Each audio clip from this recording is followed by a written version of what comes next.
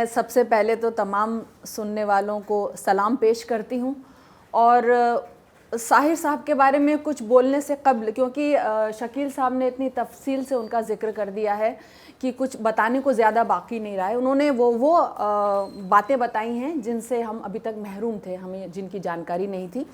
तो एक शेर मुझे अपना याद आ गया कि मैं उस तकरीब में शामिल नहीं होती जो बेजा हो, मैं उस तकरीब में शामिल नहीं होती जो बेजा हो, जहाँ तहजीब फैशन है ताल्लुक़ एक तिजारत है, जहाँ तहजीब फैशन है ताल्लुक़ एक तिजारत है। और मुझे मालूम है कि ये जो आज की महफिल सजी हुई है, यहाँ ना फैशन है ना तिजारत है, क्योंकि यहाँ हम साहिर साहब को खिराज अक़ीदत पेश करने जा रहे हैं। यहाँ पे मैं अगर उनके लिए कुछ बोलूँ तो छोटे मुँह बड़ी बात होगी, लेकिन सिर्फ़ एक बात मुझे जो सबसे ज़्यादा मुतासिर करती है साहिर साहब की, कि वो 8 मार्च को पैदा हुए थे जो वुमेंस डे है। और उस उन्होंने यौम ख़वातीन को जो उनकी पैदाइश हुई उसको उन्होंने बखूबी निभाया है, क्योंकि मेरा ऐसा मानना है कि उन्होंने फ़िल्मों को कितने भी नगमे दिए हों, वो तो पीपल्स पोइट कहलाते थे, लोगों के जो है कवि कहलाते थे, उन्होंने फ़िल्मों को कितने भी खूबसूरत नगमे दिए हैं। लेकिन सबसे बड़ी बात जो उन्होंने औरत के लिए जो ये कह दिया है कि औरत ने जन्म दिया मर्दों को, मर्दों ने उसे बाजार दिया, इसके आगे मतलब मेरे ख्याल से किसी औरत के लिए कोई औरत भी नहीं कह सकेगी इतना खूबसूरत नगमा जो उन्होंने कहा। तब मुझे अपना ये शेर याद आ गया, और तुम अपने रंजो गम अपनी खुशी मुझे दे दो, बहुत उन्होंने मतलब नगमात कहे हैं। तो मुझे गज़ल याद आ गई जिसका मैंने शेर अभी आप तक पहुंचाया, मैं मुकम्मल गज़ल आप तक पहुंचा रही हूं कि उन्होंने औरत की मजबूरी का जिक्र किया है, लेकिन मेरा अब ऐसा मानना है कि वक्त बदलता जाता है तो औरत दिन पे दिन मजबूत होती गई है, लेकिन आज भी जो उसकी सबसे बड़ी कमज़ोरी ये है कि वो प्राकृतिक रूप से जो है वो औरत है। और ये इसका हमको आज भी देखने को मिलता है कि जहाँ बच्चियों से लेके एक बुज़ुर्ग औरत तक की इस्मत रेज़ी की जाती है। लेकिन मेरा ऐसा मानना है कि औरत अगर मजबूत बनकर खड़ी हो जाती है तो दुनिया की हर शय उसके सामने टूटने लगती है। तो शकील साहब सुनिएगा कि हुकूक अपने समझना मेरी आदत मेरी फितरत है, हुकूक अपने समझना मेरी आदत मेरी फितरत है, ये आदत तो ज़माने की निगाहों में बगावत है। हुकूक अपने समझना मेरी आदत मेरी फितरत है, ये आदत तो ज़माने की निगाहों में बगावत है। और ज़रा ज़हरे सदाकत पी के देखो तुम भी नक्का दो, ज़रा ज़हरे सदाकत पी के देखो तुम भी नक्का दो, यहाँ सुकरात बनना एक सज़ा है एक हिमाकत है, यहाँ सुकरात बनना एक सज़ा है एक हिमाकत है। और सुनिएगा कि अकेले दम में ये तजवीज़ उनकी मुस्तरद कर दूं, अकेले दम में ये तजवीज़ उनकी मुस्तरद कर दूं जो ये कहते हैं औरत को पनाहों की ज़रूरत है। अकेले दम में ये तजवीज़ उनकी मुस्तरद कर दूं जो ये कहते हैं औरत को पनाहों की ज़रूरत है। और सुनना, तुम अच्छी निज़ामत करो, सुनो शेर, ये औरत की शेर है कि दरो दीवार भी हसास हो घर हो तो ऐसा हो, दरो दीवार भी हसास हो घर हो तो ऐसा हो, फ़कत बेजान से कमरों की मुझको क्या ज़रूरत है, दरो दीवार भी हसास हो घर हो तो ऐसा हो, फ़कत बेजान से कमरों की मुझको क्या ज़रूरत है। और जिस शेर से मैंने आगाज़ किया था कि मैं उस तकरीब में शामिल नहीं होती जो बेजा हो, जहाँ तहजीब फैशन है ताल्लुक़ एक तिजारत है, और अपना तारुफ बेकरारियों के हया इस्मत भी है, गैरत भी है, जीनत भी, इज़्ज़त भी, हया इस्मत भी है, गैरत भी है, जीनत भी, इज़्ज़त भी, यही उसकी हिकायत है, यही उसकी हकीकत है, यही उसकी हिकायत है, यही उसकी हकीकत है। और जी बहुत बहुत शुक्रिया, बहुत बहुत शुक्रिया। और देखिए लक़ब का बड़ा बेहतरीन इस्तेमाल जी, सब मेरी कोशिश रहती है कि तखल्लुस ना ऐसा ना लगे कि मैंने उसको ज़बरदस्ती ठूसा हुआ है, ज़ायन हुआ है। तो मैंने कहा भी है कि मैं क्या औरत हूँ, मेरी शर्म है मेरा ज़ेवर, बस तखल्लुस इसी बाइस तो हया रखा है। और आज के दौर में तो वैसे भी जो बेहयाई का आलम सारे ज़माने में देखने को मिल रहा है, तब मैंने कहा था कि ना उसका ज़मा है, ना उसकी ज़मी है, ना उसका मका है, ना उसकी मकी है चारों तरफ बेहयाई का आलम, ठिकाना हया का कहीं भी नहीं है, ठिकाना हया का कहीं भी नहीं है, ठिकाना हया का कहीं भी नहीं है। शकील साहब, आपने जो एक बात साहिर साहब के बारे में बताई कि वो अपनी माँ के साथ मतलब चले गए, तो ये मतलब बहुत दिल को छूने वाली बात है।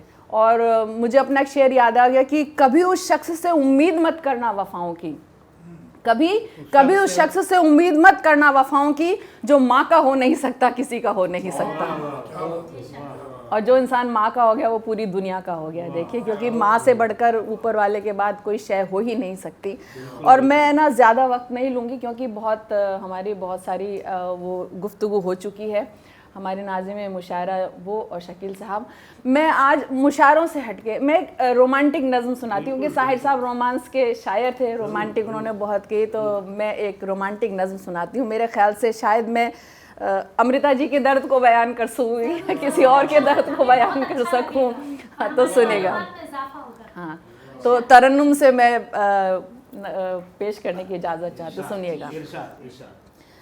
देखिए, और मैं ये कहना चाहूँगी, सब अपने अपने माजी में जा सकते हैं, आप लोग अपने अपने माजी में जा सकते हैं, हाल की तो सभी कहते हैं। अब सुनेगा। एक पल के लिए ही चले आओ ना, मुद्दतें हो गई तुमको देखे हुए। एक पल के लिए ही चले आओ ना, मुद्दतें हो गई तुमको देखे हुए। हाय इतना भी अब हमको तड़पाओ ना, हाय इतना भी अब हमको तड़पाओ ना, मुद्दतें हो गई तुमको देखे हुए। एक पल के लिए ही चले आओ ना, मुद्दतें हो गई तुमको देखे हुए। वो भी क्या दिन थे जब रोज़ मिलते थे हम, और घंटे भी हमको तो लगते थे कम। बात करते हुए भी न थकते थे हम, भूल जाते थे दुनिया के सारे ही गम। अपने माजी को फिर से बुला लाओ ना, मुद्दतें हो गई तुमको देखे हुए। अपने माजी को फिर से बुला लाओ ना, मुद्दतें हो गई तुमको देखे हुए। देखते थे मुझे जब लगा टकटकी, आँख पल भर को तेरी झपकती न थी। आँख भर आया करती थी बिन बात ही, और मेरी चश्म भी भीग जाती ही थी। आओ फिर से मुझे यूं रुला जाओ ना, मुद्दतें हो गई तुमको देखे हुए। आओ फिर से मुझे यूं रुला जाओ ना, मुद्दतें हो गई तुमको देखे हुए। आज इस काम से कल किसी काम से, तुम बहाने से मिलने को आते ही थे। जानती थी कहूँगी तो ना जाओगे, अब बुलाना भी चाहूँ तो ना आओगे। इत्तफाकन इधर से गुजर जाओ ना, मुद्दतें हो गई तुमको देखे हुए। इत्तफाकन इधर से गुजर जाओ ना, मुद्दतें हो गई तुमको देखे हुए। और सुनना राणा, वो तेरी शर्ट का एक टूटा बटन मैंने अब तक छुपा कर रखा है सजन। वो तेरी शर्ट का एक टूटा बटन मैंने अब तक छुपा कर रखा है सजन। बारहा फेंक देती हूँ करके जतन, फिर उलझता है मुझसे ही मेरा ये मन। आओ अपनी अमानत ही ले जाओ ना, मुद्दतें हो गई तुमको देखे हुए। आओ अपनी अमानत ही ले जाओ ना, मुद्दतें हो गई तुमको देखे हुए। साथ थे हम मगर साथ चल ना सके, सख्त हालात को क्यों बदल ना सके। लड़खड़ाए भी ऐसे संभल ना सके, फिर चरागे वफा बुझ के जल ना सके।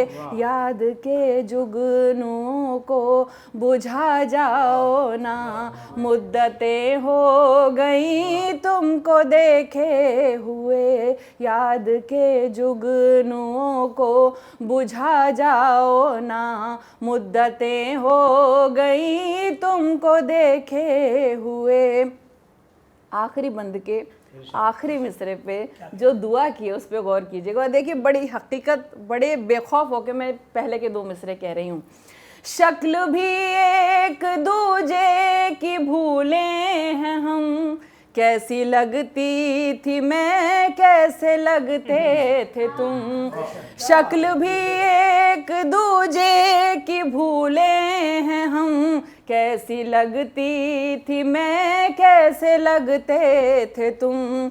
मैं भी अब उतनी शायद हसीना रही, तुम भी उतने जवाब न होंगे सनम। बस सलामत हो इतना बता जाओ ना, मुद्दतें हो गई तुमको देखे हुए।